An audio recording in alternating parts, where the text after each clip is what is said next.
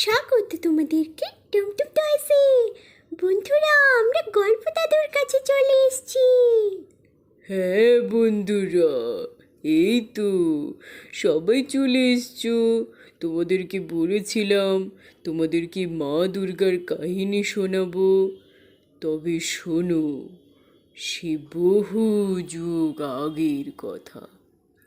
স্বয়ং মা পার্বতী মহাদেবকে স্বামী হিসেবে পাওয়ার জন্য ধ্যানে মগ্ন হলেন এবং সেই ধ্যান চলতে লাগলো হাজার বছর ধরে।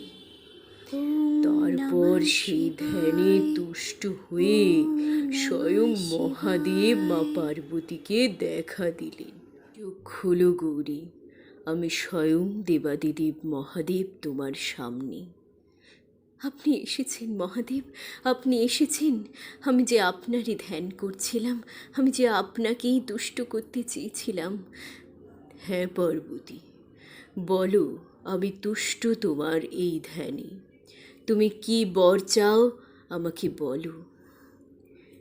আমি আপনাকে স্বামী হিসেবে পেতে চাই মহাদেব, আমি আপনাকে স্বামী হিসেবে পেতে চাই। বেশ, তাই হবে। আমি তোমাকে আমার স্ত্রী হিসেবে গ্রহণ করলাম গৌরী। তুমি আজ থেকে কৈলাসে আমার সাথেই থাকবে। তুমি যেমন আমার গৌরী, তুমি আমার কালী, তুমি আমার কালী। হে কি মহাদেব, হে কি মহাদেব, আপনি আমাকে কালী বলে সম্বোধন করলেন। আমি এই কৈলাসে কিছুতেই থাকবো না। আমি এই কৈলাস ছেড়ে এক্ষুনি বিদায় নিলাম, এক্ষুনি। আমি কিছুতেই এখানে আর ফিরব না। এই বলে মা গৌরী আবার চললেন পাহাড়ের ওপর বসে ধ্যান করতে। এবারে তিনি কৈলাসে কিছুতেই ফিরবেন না। তিনি মহাদেবের ওপরে রুষ্ট হয়েছেন এবং এই ঘন বনের মধ্যে একদিন এক সিংহ এলো। সেই সিংহ মা পার্বতীকে দেখতে লাগলেন এবং মা পার্বতী তখনও ধ্যানে মগ্ন। হারুম হারুম হারুম, আমি এই মানুষকে গিলে খাবো, কিন্তু এ তো ধ্যানে মগ্ন। আমি একে কি করে খাবো? এর ধ্যান শেষ হওয়া অবধি আমি অপেক্ষা করব। যবে এর ধ্যান ভঙ্গ হবে, আমি তবে একে খাদ্য হিসেবে গ্রহণ করব। ও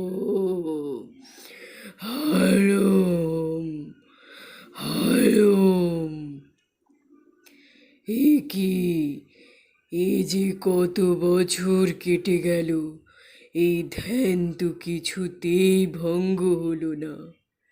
আমি তো ক্ষুধার্ত থাকতে থাকতে রুগ্ন হয়ে গেলাম। এরপর কি হবে? এই ধ্যান কি করে ভঙ্গ হবে? এ যে এক বড় তপস্যায় মগ্ন। এই অবস্থায় তো আমি কাউকে খাদ্য হিসেবে গ্রহণ করতে পারবো না। আমাকে অপেক্ষা করতেই হবে। কিন্তু এই যে হাজার বছর কেটে গেল। এবং তারপরে একদিন মহাদেব এলেন। তিনি এসে দেখলেন মা গৌরীর সামনে একটি ক্ষুধার্ত সিংহ তার দিকে তাকিয়েই বসে আছে। একি গৌরীর দিকে তাক করে এ যে পশুরাজ সিংহ, এ কি বিপদ হলো, এ কি বিপদ হলো? পার্বতী, পার্বতী চোখ খোলো, পার্বতী চোখ খোলো, সামনে যে মহা বিপদ। তুমি আর রাগ করে থেকো না পার্বতী, তুমি আর রাগ করে থেকো না। তুমি চোখ খোলো, তুমি চোখ খোলো। সামনে যে এক বড় বিপদ দাঁড়িয়ে আছে। তোমার ধ্যান ভঙ্গ করো। কে হয়েছে মহাদেব? আপনি এখানে এসে উপস্থিত হলেন এবং আমাকে গৌরী বলে ডাকলেন। বলুন। হ্যাঁ পার্বতী, তুমি গৌরবর্ণা, তুমি গৌরী।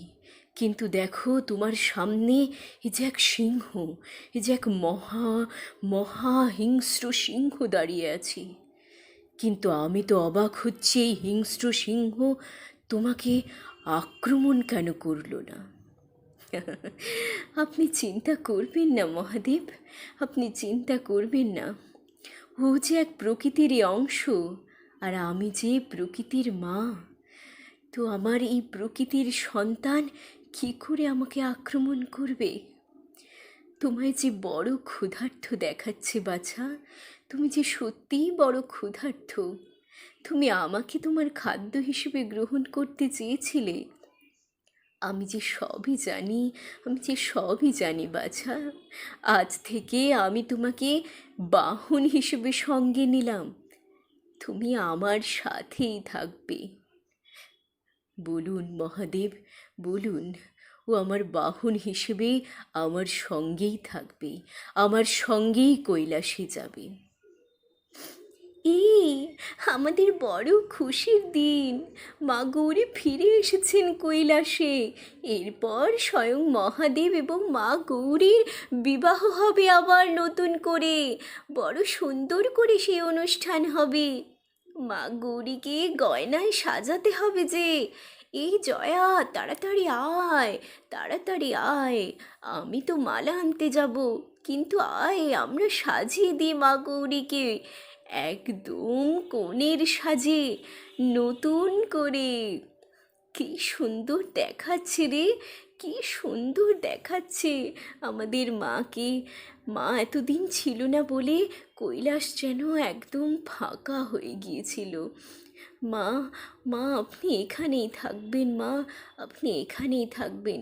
কে রে জয়া, তুই কোথায় গেলি? আরে আয়, তাড়াতাড়ি আয়, আমি এক্ষুনি মালা নিয়ে আসছি।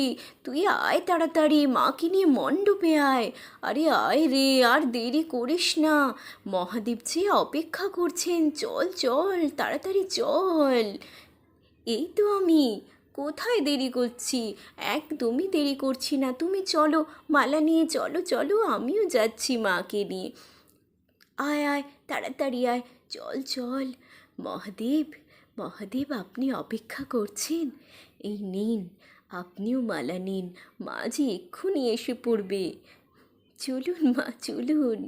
আপনাকে কি সুন্দর যে লাগছে। আপনি এই কৈলাস ছেড়ে যাওয়ার পর মহাদেব কত কষ্টই না পেয়েছেন। চলুন মা, চলুন।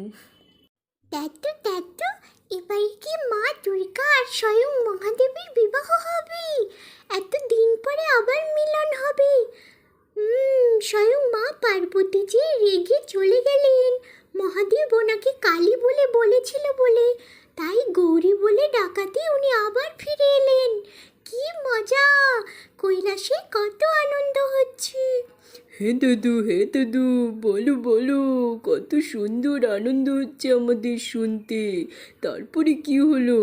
হ্যাঁ হ্যাঁ, শোনো। সেই কৈলাসে তো মহা ধুমধাম পড়ে গেল। মা পার্বতী এবং স্বয়ং মহাদেবের বিবাহ অনুষ্ঠান শুরু হলো। এই দেখ দেখ জয়া, দেখ দেখ, মা পার্বতী এবং স্বয়ং মহাদেবের বিবাহ। এ যে কি দারুণ দৃশ্য! স্বয়ং পিতা এবং মাতার বিবাহ। কি সুন্দর লাগছে পিতা এবং মাতাকে। এই কৈলাসের আনন্দ যে আরও দ্বিগুণ হয়ে গেল। আর পশুরাজ সিংহকে দেখ, সে মায়ের পায়ের কাছে কিভাবে বসে আছে। মা যে পশুরাজ সিংহকে বাহন হিসেবে গ্রহণ করেছে। কি দারুণ, তাই না রে?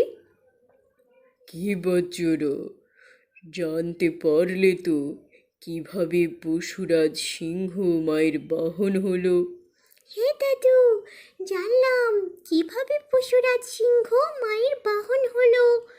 আর কেনই বা মা পার্বতী স্বয়ং মহাদেবকে স্বামী হিসেবে পেলেন। আমরা আগের দিন জেনেছিলাম সেই যে রাজা সুরত আর সমাধি নামক সেই বৈশ্য মেধা ঋষির আশ্রমে প্রথম দুর্গাপুজোর আয়োজন করেছিলেন। হ্যাঁ, একদম। এই তো সুন্দর মনে রেখেছ। সেই যে রাজা সুরত তার রাজ্য ফিরে পেতে এই মেধা ঋষির আশ্রমে দুর্গাপুজোর আয়োজন করেছিলেন। আর সেই বৈশ্য পূজা করেছিলেন তার তত্ত্বজ্ঞান ফিরে পেতে। তবেই তো পৃথিবীতে দুর্গাপুজোর এই আয়োজন শুরু হলো। হ্যাঁ দাদু, এখন আমরা দুর্গাপুজোয় কত আনন্দ করি, কিন্তু কবে দুর্গাপুজো শুরু হয়েছিল এটা তো জানতামই না। তোমার কাছেই বন্ধুরা, তোমরাও কিন্তু এরকম কাহিনী শুনতে সাবস্ক্রাইব করে দাও টমটম টয়েস, আর চলে এসো গল্প দাদুর আসরে আমাদের সঙ্গে গল্প শুনতে। হ্যাঁ বন্ধুরা, চলে আসো চলে আসো, তাড়াতাড়ি চলে আসো, লাইক করে দাও, শেয়ার করে দাও। হ্যাঁ বন্ধুরা, আবার তোমাদেরকে আমি পরের দিন দুর্গাপুজোর কাহিনী শোনাবো। আজকে টাটা।